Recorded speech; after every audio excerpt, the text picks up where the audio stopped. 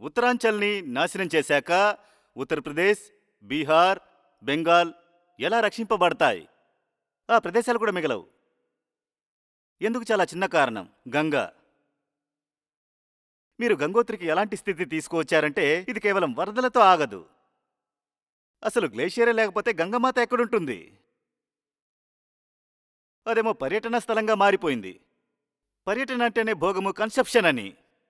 డబ్బులు వసూలు చేయడానికి అక్కడికి వెళుతున్నాను, ఎందుకంటే అక్కడికి వెళ్ళడానికి చాలా ఖర్చు చేశామంటారు. అక్కడికి వెళుతున్నామంటే మొత్తం డబ్బులకు సరిపడి అనుభవించొస్తాం. ఇక్కడ వసూలు చేసుకోవడం అంటే పర్వతాల్ని పూర్తిగా బలాత్కారం చేసి రావటం. ఇది ఒక మొరటైన టూరిజం. చిప్స్ ప్యాకెట్లు, బిస్లరీ బాటిళ్లు.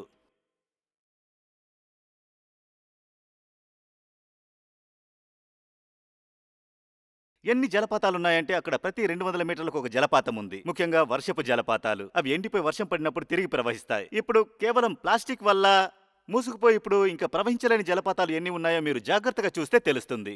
ప్లాస్టిక్ వాటిని ఆపేస్తుంది. అక్కడ ఆగిన నీరు అక్కడే ఆగిపోతుంది. పర్వతాలు కరగడం వల్ల పైనుంచి నీరు వస్తోంది. ఆ నీరు కూడా అలాగే ఆగిపోతుంది. తర్వాత ఏం జరుగుతుంది? విధ్వంసం. ఎక్కడైతే ఆ ప్రవాహం ఆగిపోతుందో అక్కడ కొండ నది కరిగిస్తుంది. కొండ కరిగిపోతే ఏం జరుగుతుంది? మొత్తం అంతా కిందకు వచ్చేస్తుంది. తీర్థయాత్ర కోసం హెలికాప్టర్లు మరియు మొత్తం రోప్వే తయారు చేశారు. ఎగిరే మంచం మీద కూర్చుని మహాదేవుని వద్దకు వెళ్ళి అతని తల మీద నుండి ఎగురుకుని వస్తావా? తీర్థమక్కడ ఒక కారణం చేత స్థాపితం చెయ్యబడింది. ఒకవేళ మీరు వెళ్ళగలిగితే నడుచుకుంటూ వెళ్ళండి.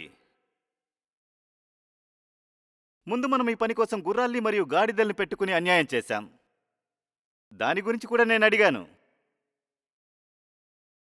ఆ గుర్రాలకెందుకు తీర్థయాత్ర చేయిస్తున్నారని. వాటిని చంపమని అవి మీకు ఎప్పుడు చెప్పాయి? అన్ని పశువులు పశుపతికి ఎంతో ప్రీతిపాత్రమైనవి. వాటికి రోజుకు 2-3 సార్లు కిందకి పైకి వెళ్ళి రావాల్సిన అవసరం లేదు. వాటిని చంపుతున్నారు. అక్కడ వాటి మృతదేహాలు పడి ఉంటాయి. మొత్తం మీద ఇది ఎన్ఆర్ఐ డ్రీమ్. నా తీర్థయాత్ర మొత్తం 5 స్టార్ స్థాయిలో ఉండాలి సుమా. వెంటనే ఢిల్లీ నుండి బండి బయలుదేరి వెంటనే వెళ్ళి కేదార్నాథ్లో నిలబడాలి. సై సై సై సై సై.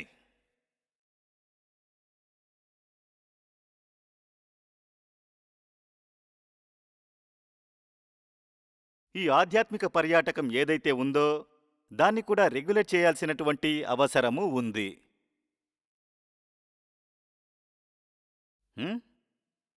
చూడండి, మహాదేవునిపై ప్రేమతో ఎవరైతే అక్కడికి వెళుతున్నారో వాళ్ళలో చాలామందికి శివత్వం గురించి ఏమీ తెలియదు కూడా. వాళ్ళక్కడికి కేవలం మేము తీర్థయాత్ర చేశామని బాక్సులో టిక్కు పెట్టుకోవడానికే వెళతారు. తీర్థయాత్ర అయిపోయింది, ఇప్పుడు ఫేస్బుక్లో ఫోటో తీసి పెడతారు. ఆ తర్వాత నేను ఇప్పుడే బద్రీ కేదార్ వచ్చానని గొప్పలు చెప్పటం మొదలు పెడతారు.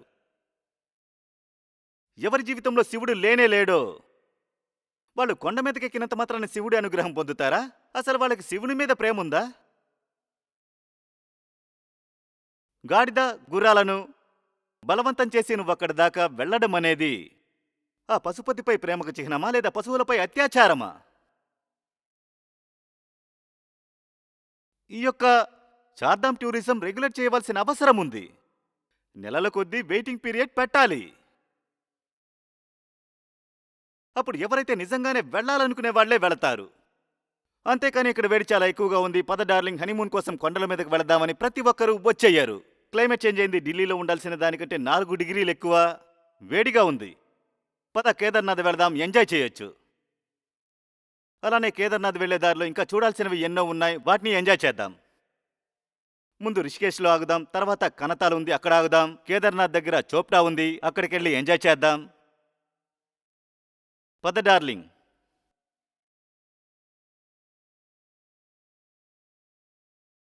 నాలుగు 6 నెలలు వెయిటింగ్ ఉండాలి. అలాగే పరిమిత సంఖ్యలో మాత్రమే వాహనాల్ని పైకి వదలాలి.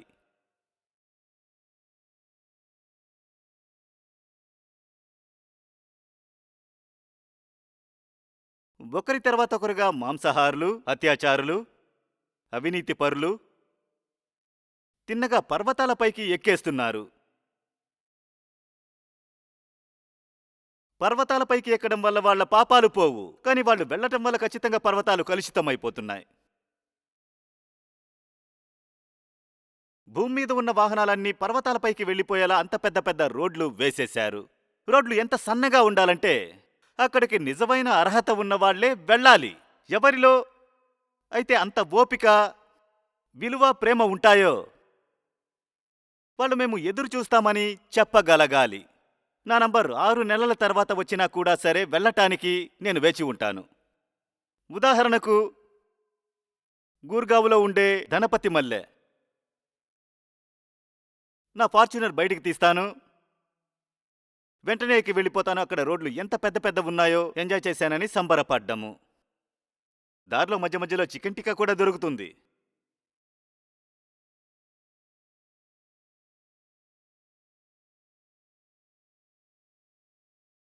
నేను తప్పు చెప్తున్నానా చెప్పండి?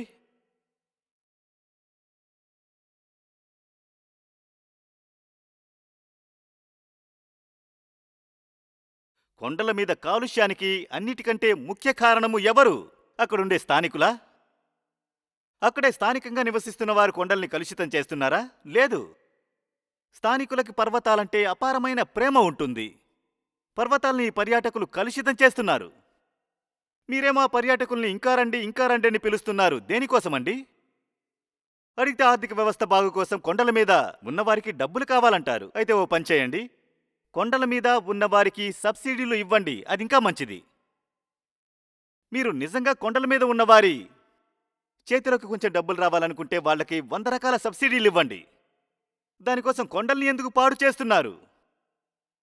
కొండల మీద ఉన్నవారికి సబ్సిడీ ఇవ్వండి, అది చాలా మంచి పని. దీనికోసం దేశాన్ని సిద్ధం చేయండి. మొత్తం దేశం కడుతున్న ట్యాక్సులో సగం కంటే పైన అవినీతిలో కూరుకుపోయిన ఈ వ్యవస్థే తినేస్తుంది. మీకో విషయం అర్థమవుతుందా? మనం కడుతున్నటువంటి ట్యాక్స్ అంతా కూడా అభివృద్ధి పనులపై ఖర్చవుతోందని మీకు అనిపిస్తోందా?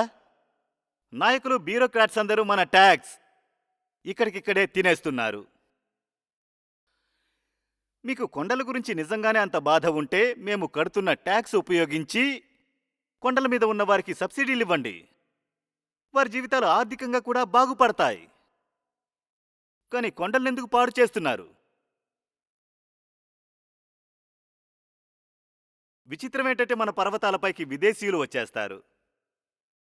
విదేశీయులు మన పర్వతాలకు వస్తే వారు విదేశంలో మాంసాహారం తింటూ ఉండొచ్చు, కానీ భారతదేశం రాగానే మాంసాహారం కాదు, పశు క్రూరత్వంతో దొరికే పాలు, పన్నీరు మొదలైనవి కూడా నేను తినను అంటున్నారు.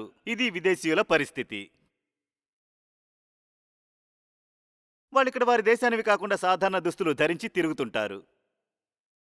వాళ్ళు రిషికేశ్ నుండి 200-400 రూపాయల కుర్తా ఒకటి కొనుక్కొని అదే వేసుకుని తిరుగుతుంటారు. చిరిగిపోయిన చెప్పులతోనే ఎంజాయ్ చేస్తుంటారు. కానీ మన దేశం వాళ్ళెవరైనా కొండల మీదకు వెళితే వాళ్ళక్కడ మేకను కోసుకు తింటారు. మరి మేము కొండ మీదకు వచ్చింది దేనికనుకున్నారు? బియర్ మరియు బార్బిక్యూ. మాంసాహారి అయిన విదేశీయులు కొండల మీదకొచ్చి శాకాహారిగా మారుతున్నారు. కానీ దేశీయుడు ఒకవేళ శాకాహారి అయినా కూడా కొండల మీదకు వెళ్ళగానే ఒక బలాత్కారుడిగా మరియు సంపూర్ణ మాంసాహారిగా ప్రవర్తిస్తాడు. ఇది మన గొప్ప సంస్కృతి. ఎందుకంటే మన సంస్కృతిలో ఎక్కడ ఆధ్యాత్మికత లేదు, సంస్కృతే నిండుంది. మిఠూ రామ్ రామ్ అని చెప్పు అంటే మిఠూ రామ్ రామ్ అని చెబుతున్నాడంతే. చిలక పలుకుల సంస్కృతి. సాధువులు చాలా విషయాలు చెప్పారు, చాలా వివరించారు. కానీ అసలైన తీర్థం ఆత్మస్నానం. ఆత్మస్నానం జరగకపోతే మీరు పరిశుద్ధులు కాలేరు. చేప ఎప్పుడూ నీటిలోనే ఉంటుంది, కానీ ఎంత కడిగినా దాని వాసన పోదు. మీరు ఎన్నిసార్లు గంగలో స్నానం చేసినా మీ లోపల ఉన్న మురికి పోనే పోదు. ఇప్పుడు మన పరిస్థితి ఏంటంటే మనం ధర్మం పేరుతో ఈ లోపల ఉన్న మురికిని పెంచుతున్నాము.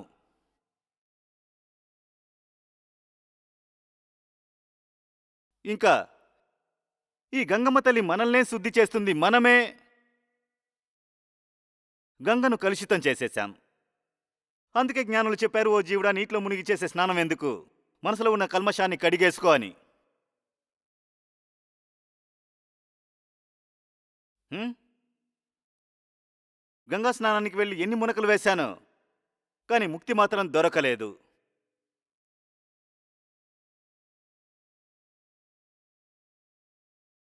కానీ మనం మనసులోని కల్మషాన్ని కాపాడుకోవాల్సి వస్తే మనం గంగను కూడా కలుషితము చేస్తాము.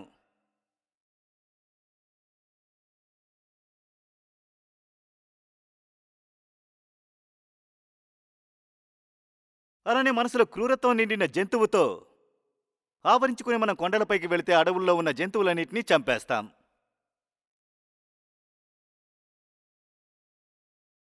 మనం లోపల ఉన్న జంతువు నుండి విముక్తి పొందనప్పుడు బయట ఉన్న జంతువులన్నిటిపై ఎన్నెన్నో అఘాయిత్యాలకు పాల్పడతాము.